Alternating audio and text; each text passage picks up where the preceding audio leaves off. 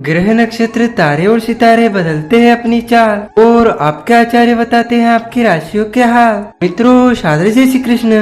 हमारे YouTube channel में आप सभी का बहुत बहुत स्वागत है। मैं हूं आपके साथ आचार्य नीलेश शर्मा।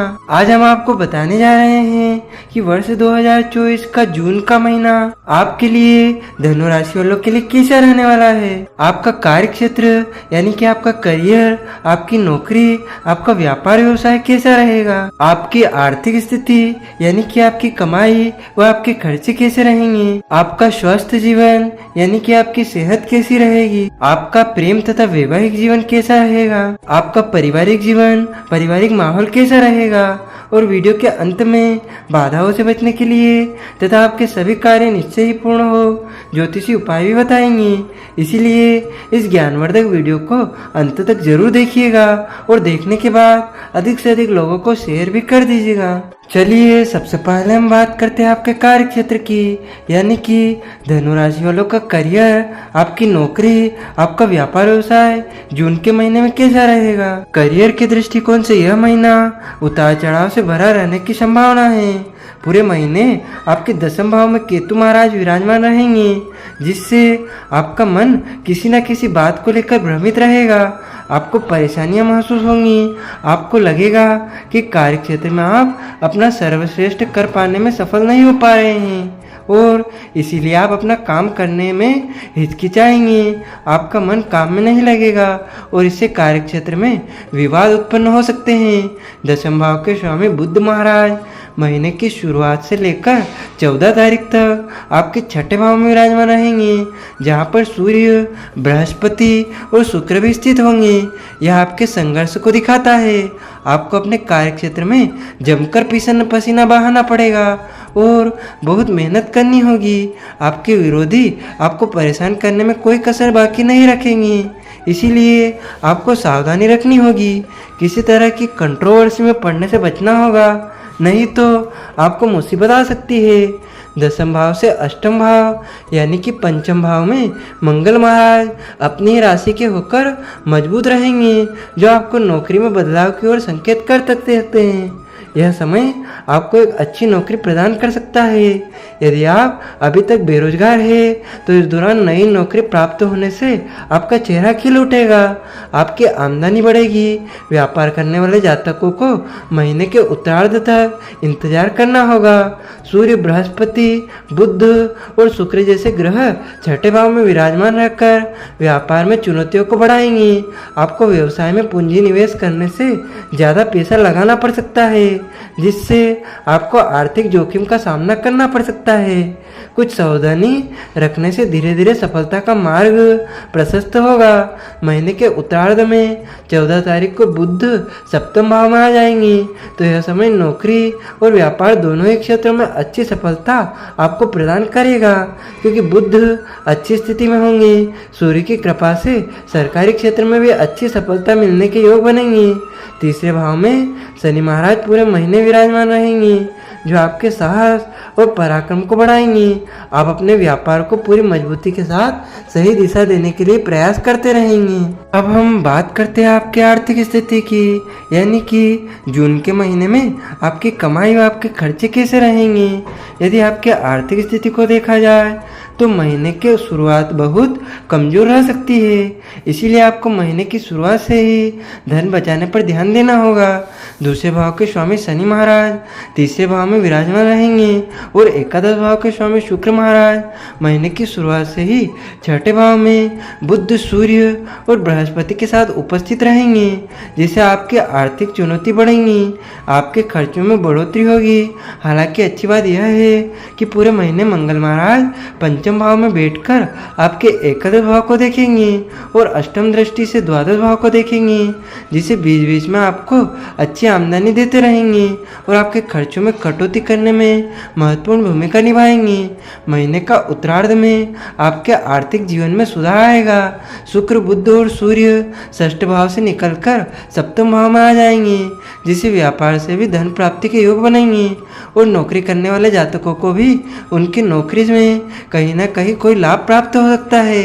इस दौरान आपको किसी सरकारी क्षेत्र की योजना से भी धन प्राप्ति के योग बन सकते हैं। आप निवेश करने में कामयाब रहेंगे, जो आपके लिए उत्तम धन लाभ के मार्ग प्रशस्त करेगा। किसी को उधार देना इस समय अनुकूल नहीं होगा, इसलिए ऐसी गतिविधियों से बचें और सुखी जीवन व्यतीत करें। घर के लिए आवश्यक वस्तुओं पर खर्च करें, लेकिन फिजूल खर्ची से बचें। घर में जो कार्य आवश्यक ना हो उन पर खर्च करने से बचें और धन बचाने पर ध्यान केंद्रित करें। अब हम बात करते हैं आपके स्वास्थ्य जीवन की, यानी कि जून के महीने में धनु राशि वालों की सेहत कैसी रहेगी। यह महीना स्वास्थ्य के दृष्टिकोण से थोड़ा कमजोर रहने की संभावना है। आपके राशि स्वामी बृहस्पति महाराज पूरे महीने छठे भाव में विराजमान रहेंगे और उनके साथ सूर्य, बुध और शुक्र भी उपस्थित रहेंगे। यह ग्रह स्थिति आपको बीमार बना सकती है। पंचम भाव में मंगल अपनी राशि के तो होंगे, लेकिन उन पर तीसरे भाव में बैठे शनि की पूर्ण दृष्टि भी होगी। इस प्रकार पंचम और षष्ठ भाव पूर्ण रूप से प्रभावित होगा और आपको पाचन तंत्र, पेट से जुड़ी समस्याएं, तिल्ली और बड़ी आंत से संबंधित कोई समस्या परेशान कर सकती है। महीने के उत्तरार्ध में जब सूर्य, बुध और शुक्र यहाँ से निकलकर सप्तम भाव में चले जाएंगे, तब आपको इन स्वास्थ्य समस्याओं से निजात मिल सकती है और आप राहत भरे समय का आनंद ले सकते हैं। अगर आप आंखों पर चश्मा लगाते हैं तो उसका सही प्रयोग करें, क्योंकि इस दौरान उसका नंबर बढ़ सकता है। अब हम बात करते हैं आपके प्रेम जीवन तथा आपके वैवाहिक जीवन की। जून के महीने में कैसा रहेगा। यदि आप किसी प्रेम संबंध में हैं तो आपके लिए यह महीना अनुकूल रहने वाला है। मंगल महाराज अपनी राशि के होकर पंचम भाव में विराजमान रहेंगे। आप समय से पहले पहुंचकर अपने प्रियतम को हस्तप्रत कर देंगे। उनसे कई बार मिलेंगे भी। आपका मन करेगा कि उनसे घंटों बातें करें, अपने दिल की हर बात उनसे साझा करें। आप उनके साथ अपने जीवन के रंगीन सपने सजाएंगे, उनके लिए बहुत कुछ करेंगे और उनके साथ घूमने भी जाएंगे। उन्हें महंगे महंगे तोहफे देंगे और उनके दिल में अपनी जगह बनाने में कोई कमी बाकी नहीं रखेंगे। इससे आपका प्रेम परवान चढ़ेगा और यह समय आपको बहुत खुश रखेगा। विवाहित जातकों की बात करें तो सप्तम भाव के स्वामी बुध महाराज अस्त अवस्था में शुक्र, बृहस्पति के साथ और सूर्य के साथ छठे भाव में विराजमान रहेंगे, जिससे वैवाहिक संबंधों में तनाव और टकराव की स्थिति रहेगी। आपके जीवन साथी काफ़ी खर्चीले भी रहेंगे और इस दौरान आपकी जेब पर बहुत ज़्यादा बोझ भी बढ़ेगा, जो आपके बीच टकराव का मुख्य कारण हो सकता है। पारिवारिक रहन सहन और जीवन शैली में आपसी परेशानी की वजह बन सकती है, लेकिन 12 जून को शुक्र के साथ सप्तम भाव में आ जाने से आप दोनों के बीच प्रेम और रोमांस भरा समय शुरू होगा। 14 जून को बुध भी यहाँ आ जाएंगे, जिससे आप एक दूसरे से अपने दिल की बात अच्छे से कहेंगे और आपके बीच की दूरियां मिटेंगी। 15 जून को सूर्य महाराज के भी यहाँ पर आ जाने से जीवन साथी के माध्यम से आपको कोई खुशखबरी सुनने को मिल सकती है। इससे आपका वैवाहिक जीवन अनुकूल रहेगा। अब हम बात करते हैं आपके पारिवारिक जीवन की। धनु राशि वालों का जून के महीने में पारिवारिक माहौल कैसा रहेगा। यह महीना पारिवारिक तौर पर उतार चढ़ाव से भरा रहने की संभावना है। आपको पारिवारिक तौर पर कुछ अशांति का अनुभव होगा और आपको सुकून महसूस नहीं होगा। इसीलिए आप कोशिश करेंगे कि कुछ समय से घर से ज़्यादा से ज़्यादा बाहर रहें। दूसरे भाव के स्वामी शनि महाराज तीसरे भाव में विराजमान रहेंगे, जिसे आप अपने भाई बहनों की मदद करेंगे। आर्थिक तौर पर भी उन्हें आपकी मदद की आवश्यकता पड़ेगी, तो आप बिल्कुल भी नहीं हिचकिचाएंगे और उनकी पूरी तरह से मदद करेंगे, जिससे उनसे आपका प्रेम बढ़ेगा। कुटुंब के मामलों में सावधानी बरतने के साथ साथ प्रेम की आवश्यकता होगी और आपसी जुड़ाव बना रहने की संभावना है। लेकिन चौथे भाव में राहु महाराज और दसम भाव में केतु महाराज के उपस्थित होने के कारण पारिवारिक जीवन में खुशी का माहौल रहेगा।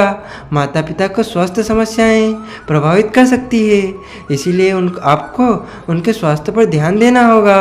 चतुर्थ भाव के स्वामी बृहस्पति महाराज छठे भाव में सूर्य, बुध, शुक्र के साथ विराजमान रहेंगे।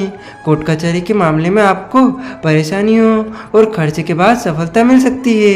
किसी नई जमीन के लिए परिवार के सदस्यों से सहमति लेने से पहले सोच ले, क्योंकि वह संपत्ति विवाद हो सकती है और बाद में उसके लिए आपको परेशानी उठानी पड़ सकती है। महीने के उत्तरार्ध में घर में प्रेम बढ़ेगा और आपसी सामंजस्य भी मजबूत होगा।